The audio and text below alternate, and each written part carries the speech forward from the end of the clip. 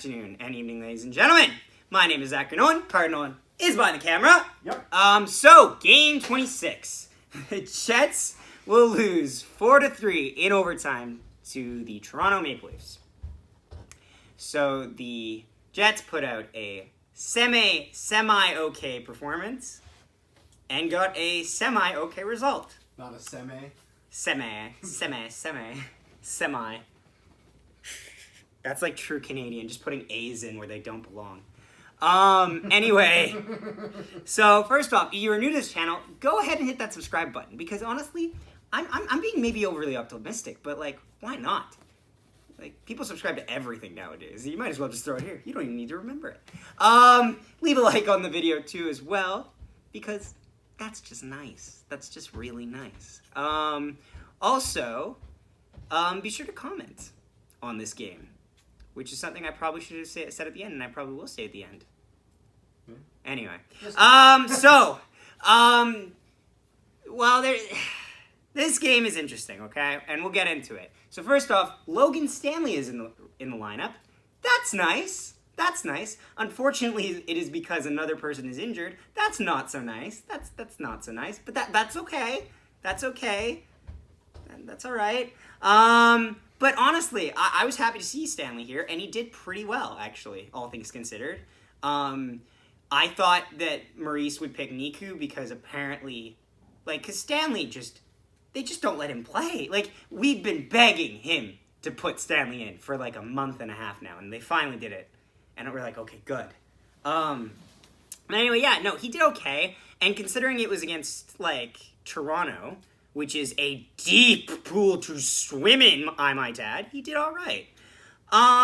So let's get right into this game.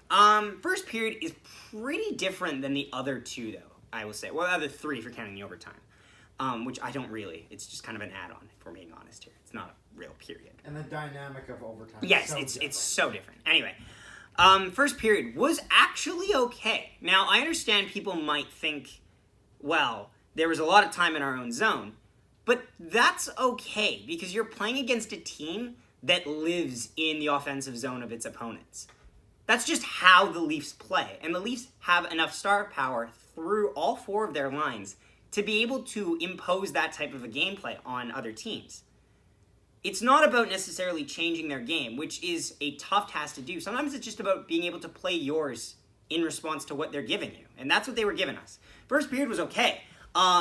We had a lot of the things that were really good was that we didn't give Connor Hellebuyck too much work in the first. I know where the game goes after that, don't worry. But in the first, we kept it okay for him. And as I say that, I read that the first line I have on here is Hellebuyck makes a big breakaway save on William Nylander. Yeah, okay, that wasn't great. That wasn't great.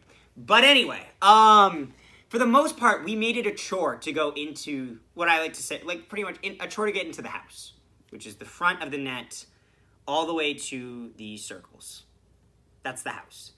We were physical with a lot of the star players on the Leafs a lot of the time in the first period, especially. So that was good.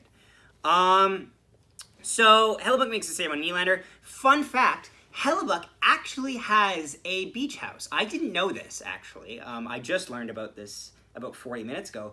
But he rented it at a really affordable price. It's in Nylander's head. And that would become an issue for Nylander the entire game. He would get his goal back, but my God, did he... Oh, he was batting 1 for 7 in the Battle of Hellebuyck. But anyway, Nylander's still a good player. Please relax. So Hellebuyck, stay in the net. I'm only going to say this in the first period because actually he kind of cleaned it up after the first period. But stay the hell in the net. You're not on probation, and you know why. Anyway, moving on. Third line got some zone chances. I really liked the second line tonight, which I was really happy to see because the second line is what I like to call the speed line. The thing is that for the past few games, the second line always looked okay because it has Nikolai frickin' Ehlers on it, and Kyle frickin' Connor, and Pierre-Luc Dubois, who is no slouch, despite what that last shift in Columbus will tell you. finally it felt like Pierre-Luc Dubois was connecting on the passes that we'd seen him try to make in these last few games. And it resulted in a lot of good play. So pretty much there's a chance that the second line gets early on and they don't score on it because Ehlers doesn't look at the net, like just put it back on net. Because he was driving to the net a lot more today, and it was great to see. Anyway, moving on. So Toronto iced the puck on themselves a lot here. And not like icing it like the puck goes back into their end.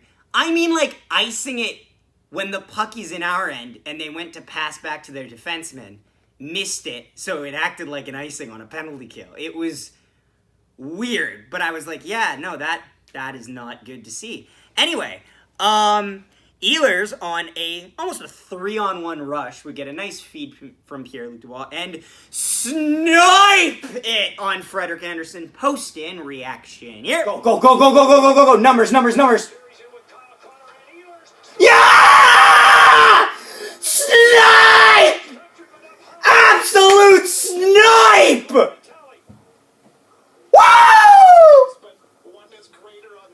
Oh, man! Yeah, no. And that would be the score after the first period. 1-0 Jets. Good start.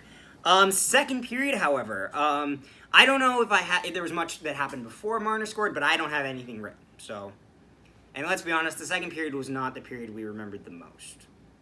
Marner gets a pretty much tap-in goal here. This is a play where I don't really blame anyone because that shot from the point wasn't a straight goal. So it's not like Hellebuyck couldn't see it. Hellebuyck could see, he tried to make a play on it. It almost hits Marner and drops right in front of him, and there's like a gaping cage there. So there's really not much that anyone can do. I guess maybe try to take the body more on Marner in front of the net, but Marner just happened to kind of enter that area of the crease right as the puck went there. And it's tough to do sometimes. But yeah, 1-1, reaction here. Oh! Ooh. Yeah. I don't know who it hits, but there's literally nothing we can do on that, so I'm not even upset. Frederik Andersen robs Forbert. Hellebuyck makes a great breakaway save on Zach Hyman. A lot of transitional play in the second period. And not just that, the second period is where our lack of defensive, I don't even want to say lack of defensive depth, just lack of defense in general, really started to show.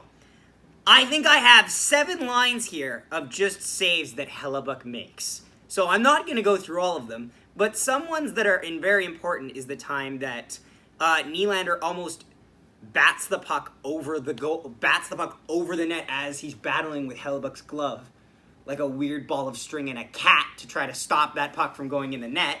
But anyway, Ehlers would get his second of the game on an absolute bullet from a pass also by Kyle Connor. And way to go, Kyle Connor. You're showing you can pass too. That was his 12th assist. I don't know where the 11 other ones are, but hell yes, reaction here. Skate! So hard to the net, boy! Yeah! Fucking A right, boys! Woo! Lord have mercy! Ehlers! Woo! And this is great, because guess what? I think this might be one of our first 2-on-1 goals in a while. The other ones were 3-on-1, so that doesn't count. We finally made a pass across that didn't go sprawling into the corner, and isn't that just nice to see, honestly? This is the thing. Our defensive game was pretty hot and cold, mostly cold as a brick of ice at the end of the game. Our offense was pretty well opportunistic, I will say. That's a word. Pro gets a breakaway, and this should have been a penalty shot. I'm gonna say it now because, and this is something that people have to remember. A penalty shot does not need to happen only if the guy gets tripped. Slash, holding, hooking, tripping, spearing him in the balls from behind, all of it. That can give you a penalty shot. Ref decides it is a slashing penalty. I'm like, okay, whatever. We going on the power play. Our power play was not good tonight. And actually, it stems from the same problems we had in overtime. Our players would not move enough when they would get the puck. Kyle Connor kept feeling like he had no room, even though there was about 2 feet between him and the closest Leafs player. At least. Well, there's always no room if you don't move. Right. There's no room if you don't use it. There's no room. Where can I go? I'm not going over there. But anyway, yeah, no, we were trying to keep the Leafs to the perimeter for the most part, which was better in this period, other than a couple choice chances. Engvall will get a breakaway, and we'll take a hooking penalty after this, which sucks because we took it after the fact that he got his shot off. Great save by Hellebuyck. I'm going to say that a lot today. Cobb gets a penalty for hooking. Yeah, it is a hook, though. Another one-time save. Austin Matthews doesn't score in this play. He deflects it right into Connor Hellebuyck as he makes a nice toe save with it. Matthews then gets slew-footed by Perreault. I know Perreault, I don't think, meant to slew-foot Matthews. He meant to come up behind him and try to play his stick. But his foot's out, and they don't call it, but it is a slew-foot. It's not a horrible slew-foot. The way Matthews fell, though, was bad. And for the record, I know I'm a Jets fan, so obviously I do have I have a more biased opinion. I don't think this was an intentional slew-foot. I'll just say that right now. And the fact that this hasn't shown up on any other hockey posts from what I've seen should indicate that not many people were outraged about this, but I will address that. Yep. PLD gets a late 2-on-1 chance in the second period. He does hold Bogosian's stick to do it, but I'd argue that if he doesn't hold Bogosian then hooks PLD, so give and take. They can't convert on that because he almost gets pushed into the boards type thing. Not in a dirty way, literally just ankled off. So that would end the second period 2-on-1. 2-1 for the Jets at the end of the second period. It was a little loose on defense, but still taking our chances offensively when we get them. The third period, though, was a mess. It was a goddamn mess. The first line struggled tonight for me. And this is why I also I'll get to it later in overtime, but it seemed like where the second line was benefiting off fast plays in the neutral zone to create chances, especially on zone entries. The first line kept playing it like they were playing a power play. They kept they do this thing where it's almost like if you've ever had the skate fast analog stick ever get stuck when you're playing NHL 21, your player just kind of goes like this and just stalls out. That's kind of like how we were playing in the offensive zone with the first line. They would go like this, and they'd always be looking for passes, but you need to move to hit those passes. The first line wasn't doing that tonight, and that's why they had a really rough game. There's almost a 4-on-1 for the Leafs. It's not really a proper 4-on-1 where they can just pass amongst each other, but there was 4 Leafs players before a second Jet player. Hellebuyck makes a big save on that. A lot of hard saves that he made. And then Nylander finally gets a goal for the Leafs on a nice feed and play from John Tavares, who takes a hit for his troubles to make it 2-2 reaction here. Oh, no. Oh, yeah! Damn it. Yeah. Oh. Hellebuyck was living rent-free in Nylander's head, so he owes that one. Thank goodness we had this recording. I told you to do it, yeah. It's still resetting because it's a crummy eye. Bogosian takes a holding penalty, which, like I said, he was going to take one in the second period if he didn't take one then. An interesting camera angle on the goal. Yes, and yes. So the camera angle on that goal is because I use an iPad that was developed in 1993, it feels like. So it just absolutely crapped out. We got it back working. I had to reset it. So Carter was filming me as this was happening. And we didn't include the TV because, copyright is a thing, and we don't want to mess with it.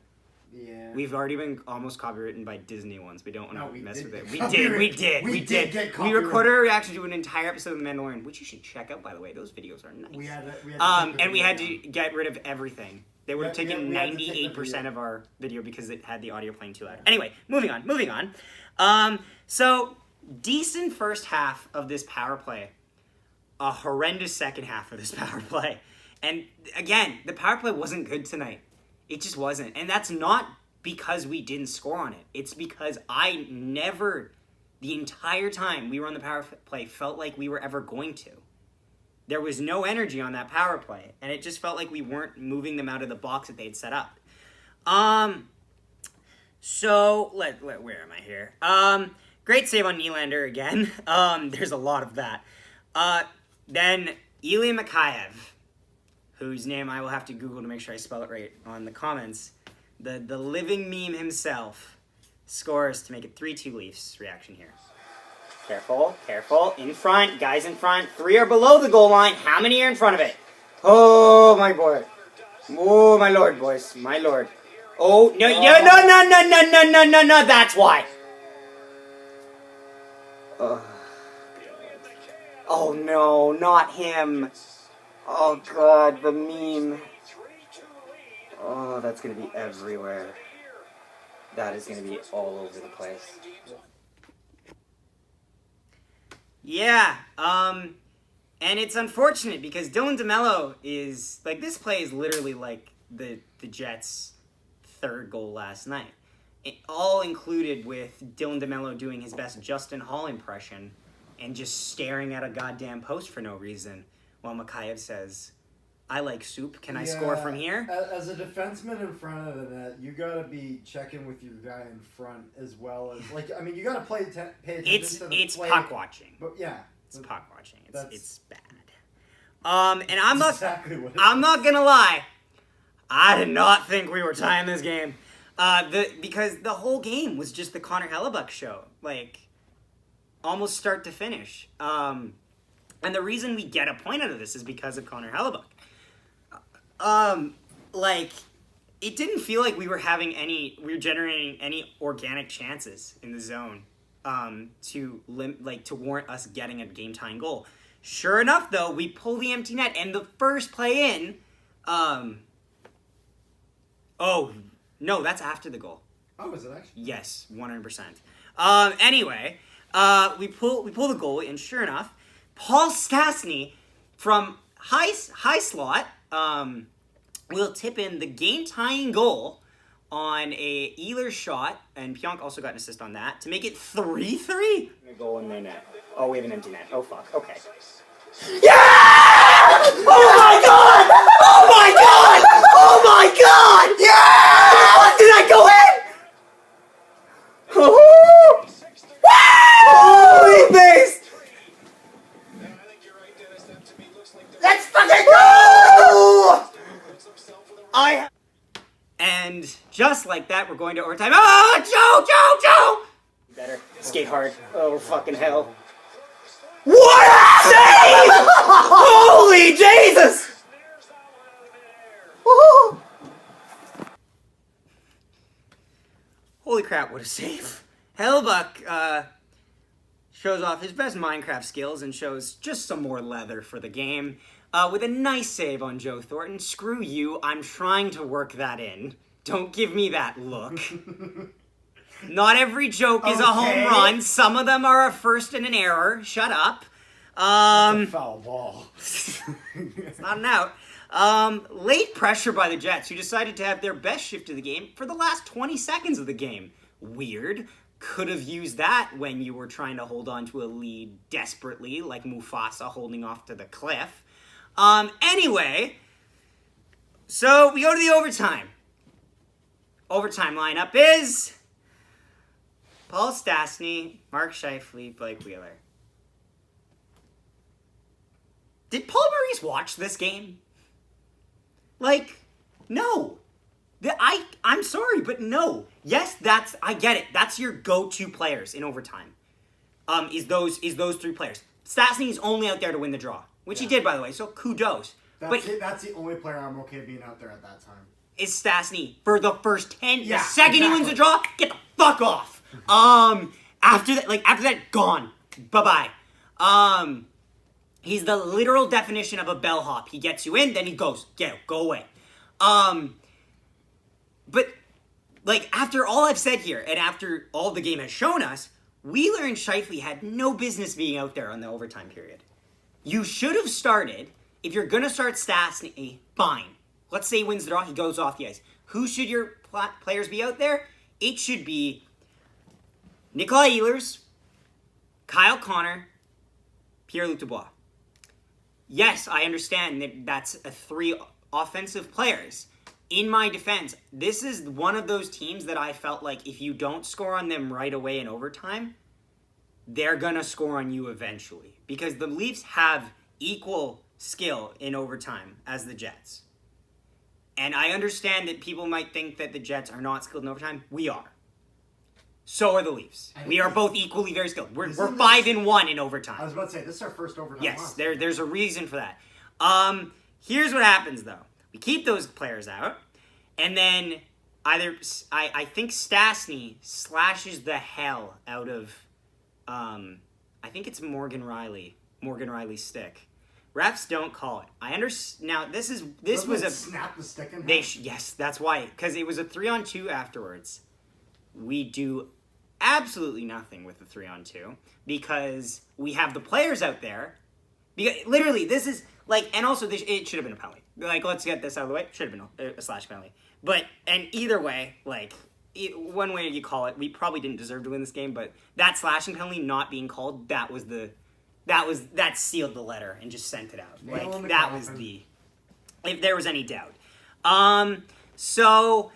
They pass it around, and not even just 3-on-2. It's a 2-on-2 with Mark Scheifele playing cheerleader on the side because no one wanted to play with him. Scheifele's standing there just like, can I one-time it yet? Can I one-time it yet? Can I one-time it yet? Oh, you're just going to lose the puck? Okay. Cool. I guess I'll go back check. He was the only one that back checked on that, which is a mix of players thinking that there's no chance we'll catch them, so we have to get off the ice to put new players on in case we make the save. But also come on, just help him. So we bungle that 3-on-2. Honestly, 2 and 2.5. Riley takes it up, finds Matthews. Matthews makes a nice move on Connor Hellebuyck to score. Reaction here. Get him before he can pass it. Oh, Jesus, that's karma because they didn't call the slashing penalty. I had that feeling the second we kept dicking around with it on the 3-on-2. No, that's that. And just like that, the Leafs will win 4-3 in overtime. There's a couple takeaways from this. That is a great goal by Matthews, obviously. Like, I'm not blind, only partially. But like, oh man, it's funny because did we deserve to be in this game? Yes and no. No, because look at all the work Hellebuyck had to do, but also yes, because let's be honest, a team is a sum of all of its players. That includes your goaltending. Hellebuyck plays the best when he has the most amount of work. That's just how he plays. Yeah. It's when he doesn't get any shots that you start to get scary. When the dumb-ins start to look a lot scarier than they should. And Hellebuyck is a part of this team. He's not a separate entity. The goaltenders are not separate from the team they play on. And I understand there's this need to say that we are not good without Connor Hellebuyck. That's like asking somebody if they're good without their top player. It's a question that is completely pointless because the whole reason they're there is because they are your top player. Do we have as good of a roster as the Leafs? Up top to bottom? I'd argue probably not. We definitely have the edge in goaltending, though Freddie Anderson is no slouch. He just doesn't play as well when he has less shots, like the game before. He didn't have many shots. And also, people are getting mad at how he played that Mason Appleton goal. This is the thing. And I know this is a different game, but I feel like I should address this. And actually, Steve Dangle talked about this. And I don't agree. I'm not dissing on Steve Dangle at all. I love his channel. He's part of the reason why I do this. But Steve Dangle looked at that and he's like, that's a lot of net. So from a goalie perspective, here's the thing. Anderson got caught out of his net on that. And he was trying to make a play on that because he didn't think Appleton was going to cut in. It happens to every goalie. It happens. It looks like a lot of net, but if you angle the play from what Appleton sees, it's a lot less. Anyway, moving back to this game. I just thought I wanted to share that because his videos come out after ours, and I was like, oh, that's interesting. 3 stars. Thank you very much. Honorable mention, I'll go. Honorable mention will be, Oh, God. Oh. Honorable mention. The post, because it helped us score so many of those goals. I don't think there's 3 players that stick out above the rest pretty confidently. Actually 2 at least, and then the third is kind of around. What are the 3 you're thinking of? So the 3 obviously. So the third one's the toughest for me, obviously. But the third star would be, I will give it to Pierre-Luc Dubois. He got an assist, and there was a couple of chances where he was really trying to generate something. And again, that's excusing a lot of these guys' defensive games, because no one's defensive game was really that amazing. Second star, obviously, Nikolai Ehlers. This isn't even close. Nikolai Ehlers had 2 goals, 1 assist on a 4-3 loss, and he should have been out there in overtime. Fix your shit, Paul. And first star of the game, obviously, Connor Hellebuyck. No question. This isn't even... We had 8 different clips of us just reacting to his saves, but we thought that you guys deserved to be in and out of this video before the hour-and-a-half mark, so we just cut them. Yeah. But yeah, all in all, this game was a highlight for certain players, but also painful reminders of other ones. And I just hope, because we play the Leafs one more time, that at least wait 2 periods before you decide to hand the reins to Hellebuyck. Let him play amazing in the third, because I know it's asking too much to shut the Leafs down all game. But, the first game, could you give it, a little more time before you just throw it in his face? But anyway, that's all. Thank you all for watching, especially if you made it this far, because I know that is not easy. My voice is hard to listen to for long periods of time. Everyone's told me that. Yes, and some weren't even related to me, so that means a lot. Either way. Like we said earlier, go hit the subscribe button if you haven't already. We'd really appreciate that, as we're really close to 250, which is amazing, because I did not know we would grow this fast. Yeah. Check out some of our other content on here. Oh, you son of a bitch.